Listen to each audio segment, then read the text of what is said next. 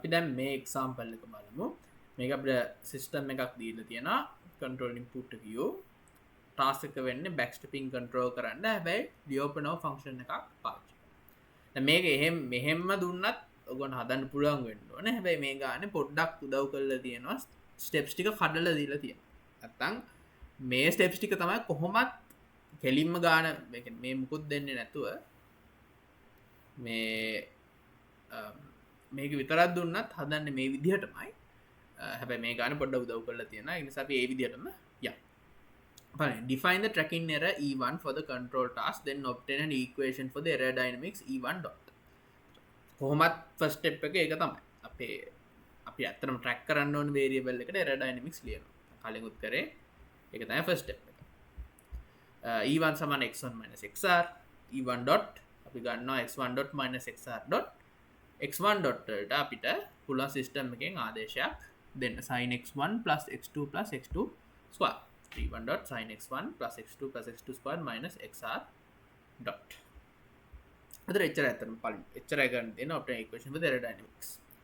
Yeah, by selecting the Lyapunov function v1 equals e1 squared over 2, perform the Lyapunov analysis for the tracking error dynamics and select an appropriate fixtures control law for the fixtures controller labeled as u1.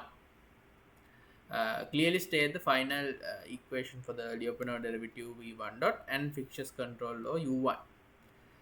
Define a secondary error labeled as e2 to note the error difference between the desired fixtures control value u1 and select states converge to u1 from e1 dot dynamics.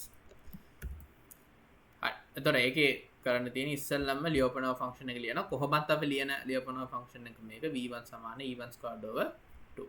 Time derivative එක ගන්නවා. ඒක අපි negative ඩෙෆිනිට්නස් එක check කරන්න. එතකොට මේ විදිහට එන්නේ.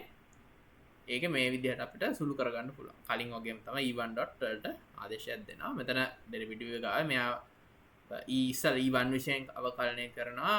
එතන එනවා e1 ඊට පස්සේ චේන් රූල් එකෙන් ටයිම් විශයෙන් අවකරණය කරන්න ඕනේ e1 එතන e1 dot. හරි එතකොට මේක මේ විදිහට එනවා.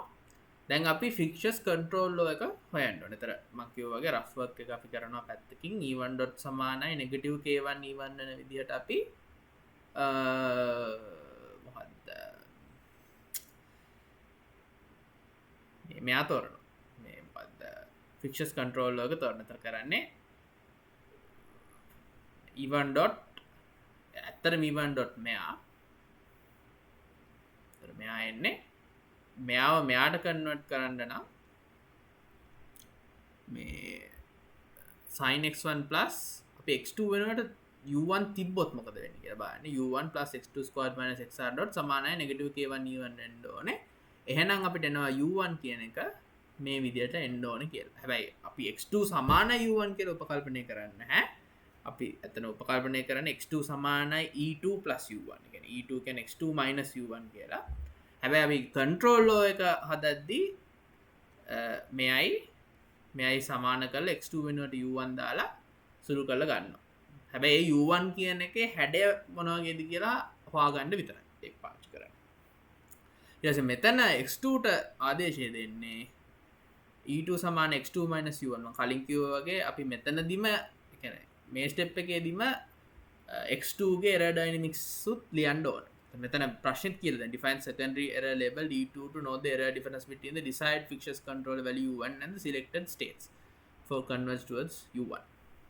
ඒතර ඒක තමයි කරේ. එයා මෙතනට ආදේශ කරනවා මේක එනවා. එතකොට කලින් වගේ u1 කියන එක මේක ආදේශ කරොත් ලස්සනට කැපිලා යන පද ඔක්කොම වගේ මේ ටික විතරයි ඉතුරු වෙන්නේ.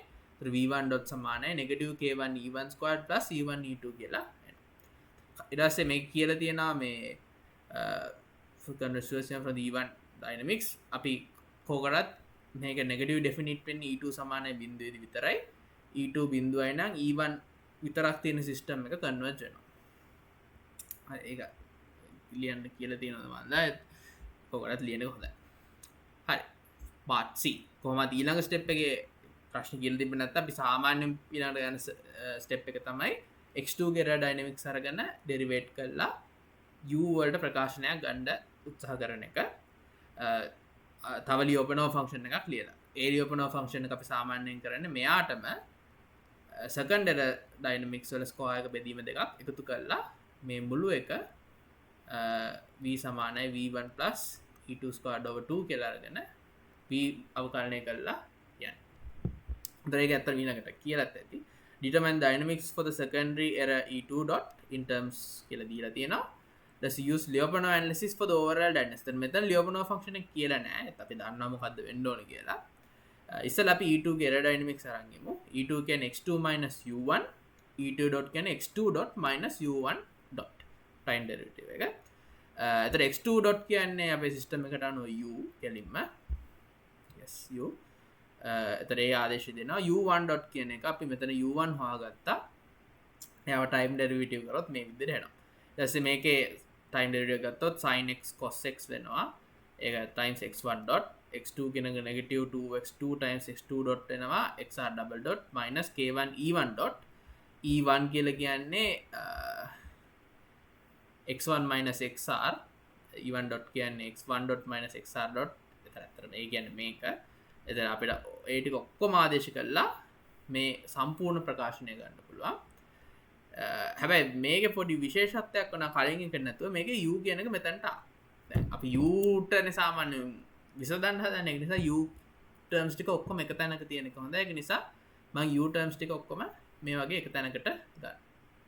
ඊට දැන් මේ ලොකු ප්‍රකාශනයක් කරන මෙතන නම් සුළු කිරීම වරදලා ඇති.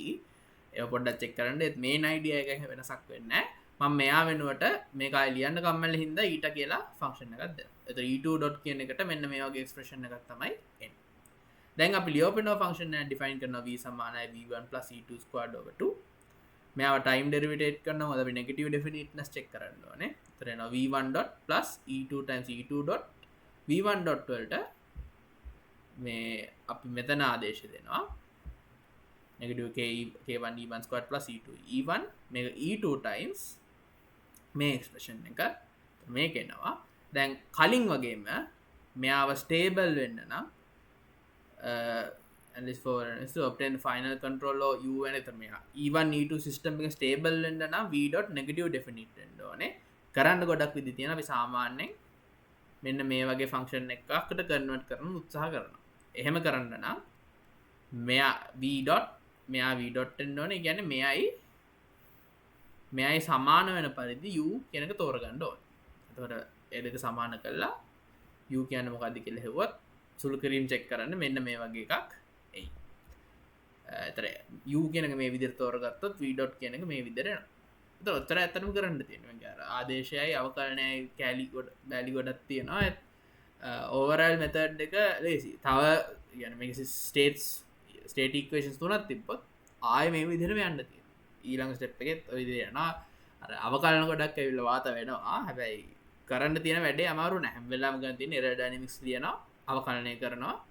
ඊට පස්සේ අවකලනයේ states වල derivatives එනවා නම් ඒකට system එකෙන් ආදේශයක් දෙන්න ඕනේ. ඊට පස්සේ Lyapunov function එක ලියනවා, derivate කරනවා, negative definite වෙන්න මොකද්ද කරන්න ඕනේ කියලා බලනවා. ඊළඟට මේ වගේ අවස්ථාවල අපේ fictures control laws ලියන්න ඕනේ වුණොත් අපි ඒක කියන්නේ මෙන්න මේ වගේ වෙන විදිහට අපි fictures control law එකක් ලියනවා. ඊට පස්සේ කෙලින්ම x2 equals u1 කියලා ආදේශ කරන්නේ නැතුව අපි error term එකත් එක්ක තමයි ආදේශ කරන්නේ. ඒ විදිහට කරගෙන යන්න තියෙනවා.